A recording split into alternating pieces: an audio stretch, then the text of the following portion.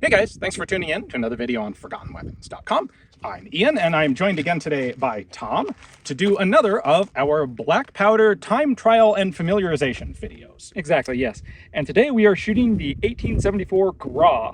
Now, I'm with somebody who actually wrote the book on the subject, so I'm not going to say anything more about the rifle. I'm going to defer to you. Okay, I'll see if I can make this quick. The short version is the Gras is just a chassepot converted to use metallic cartridges. Actually, some were literally converted from chassepots and some were manufactured from scratch as Gras. The rationale here for the French in 1866 is they were concerned about supply issues, supply logistics, with this newfangled brass-cased ammunition. Because in the field, think about expeditionary troops in North Africa. It's not that hard to take the supplies needed to manufacture new paper cartridge ammunition in the field. But with brass cases, it might be harder.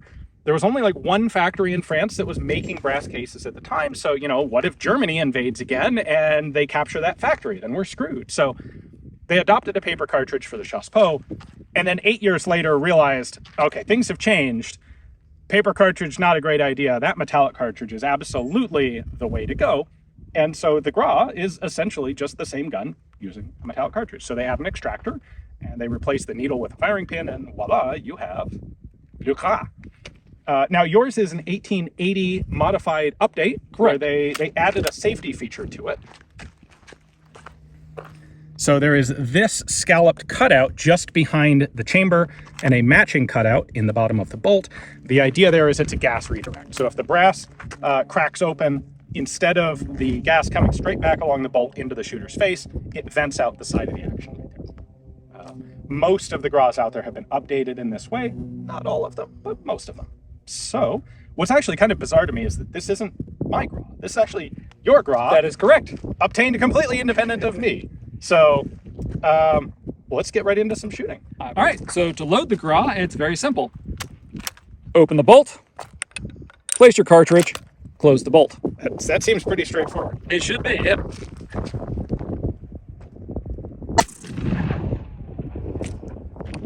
To reload, open the bolt, place your cartridge, close the bolt. I think I can figure this out.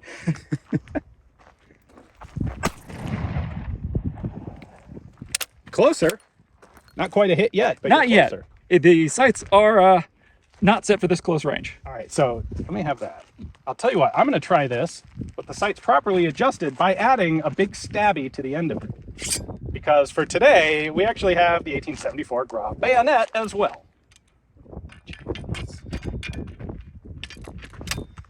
Mounted on the side, big T-shaped, very stout blade bayonet. Let's see if that does anything for the Zero.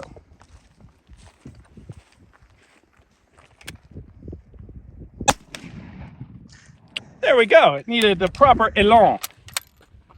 I mean, with the bayonet, you're halfway to the target already. All right, so I can't help but notice that our ejection has been pretty miserable on this. Correct. But we're using brass here that was converted from 32 gauge shotgun brass. Not just converted from 32 gauge shotgun shell brass, but also from 348 Winchester and various other different types of brass, because believe it or not, 11mm Gras brass is not that easy to come by. This is a tricky one. Yeah. So we do have some properly done brass that we're saving for our speed trial because we don't have a ton of ammo here today. But hopefully you'll see the ejection improve when we get to that brass.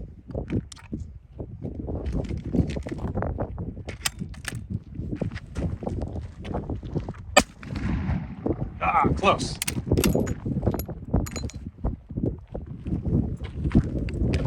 So I don't need to drop that all the way in. It just has to go on the loading tray there. And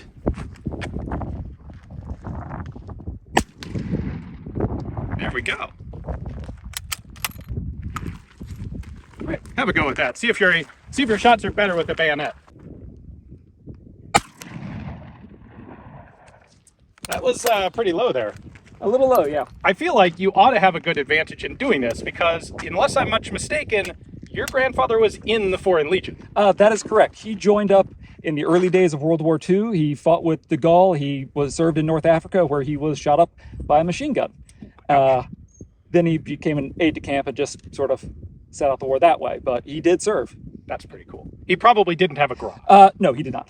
Do you know what he had? Was it a Lebel or a Moss 36? That I do not know.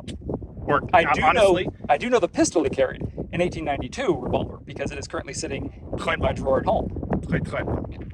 All right, let's try this off a Barricade and see if our shooting improves any. See if mine does. So the Prussians are attacking. We've taken cover. Oh, melt.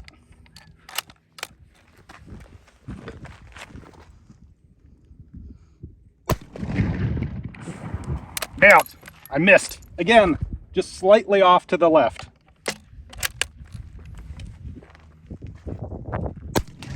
There we go.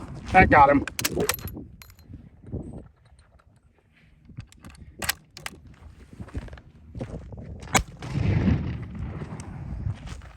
I like the fact that you don't have to actually thread the round all the way into the chamber. All you have to do is drop it on this loading tray and you're good to go. And again, to point out, this failing to actually eject out of the gun is not the fault of the gun here. It's because we're using subpar ammo so we can save our proper ammo for the speed trial.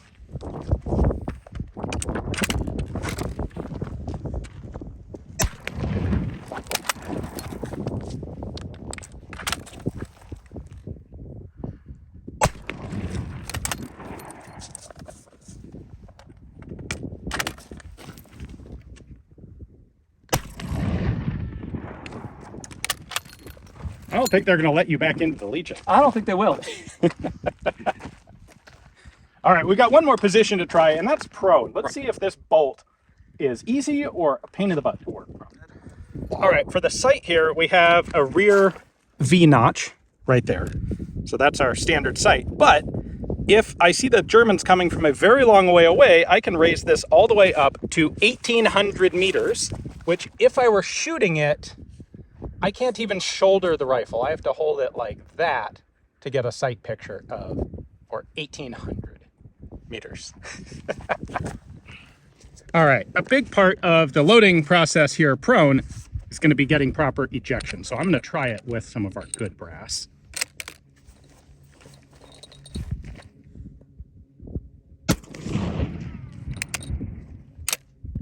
There we go. That's how it's supposed to come out.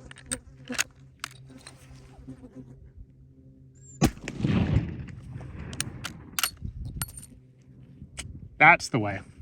So for me as a left-hander, this is awkward because I'm holding the rifle up and then reaching over the thing. In theory, we can do it this way, but bolt actions are just not the easiest guns, not the most convenient guns to shoot left-handed prone. I bet Tom will have an easier time with this.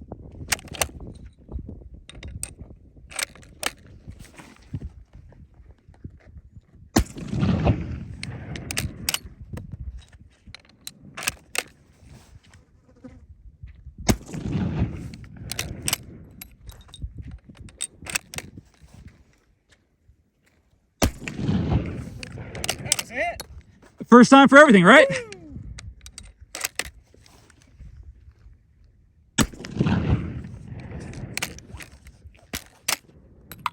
So how is that right-handed prone? It feels like any modern bolt action, except putting the round in every time. Except there's no round left in it when you open it. Exactly. So, and you know, we forgot to mention it, but for me at least, the recoil's pretty moderate on this. Oh yeah, once again, it's like the black powder, it's a slow push rather than that hard punch. Yeah, exactly. And we're talking relatively low velocities here, yeah, all things being equal. Definitely less kick than a comparable sized rifle in, say, 8mm Mauser or 30-06. These are just fun, pleasant guns to shoot. All right, Legionnaire, you ready for this? No, but let's do it anyway. All right, 7 rounds as fast as you can. Gun starts at the hip, completely unloaded. All right. Are you ready? Ready. Stand by.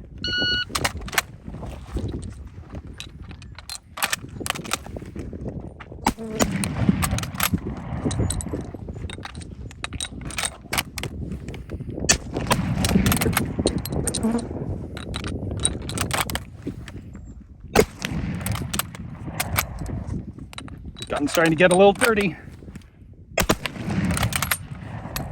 Keep forgetting, you got to aim at the guy's knees.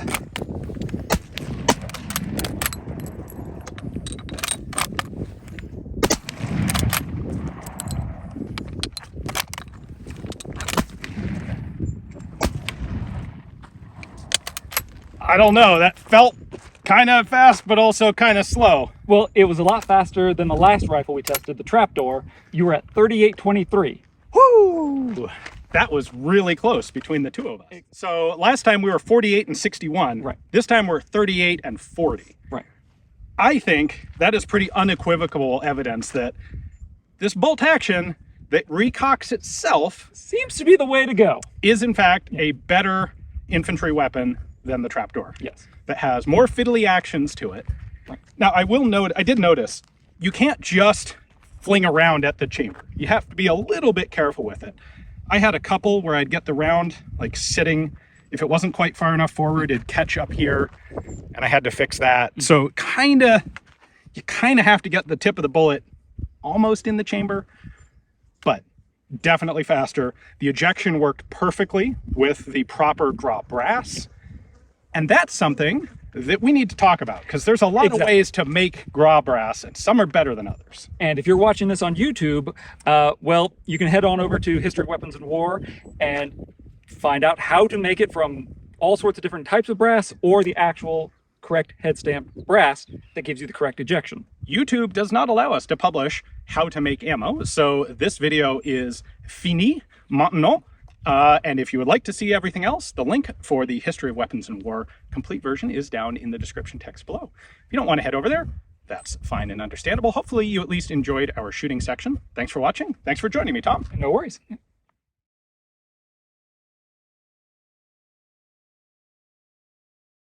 My Gras rifle, 18. Hi guys, welcome back to another episode of Forgotten. Can we start that over?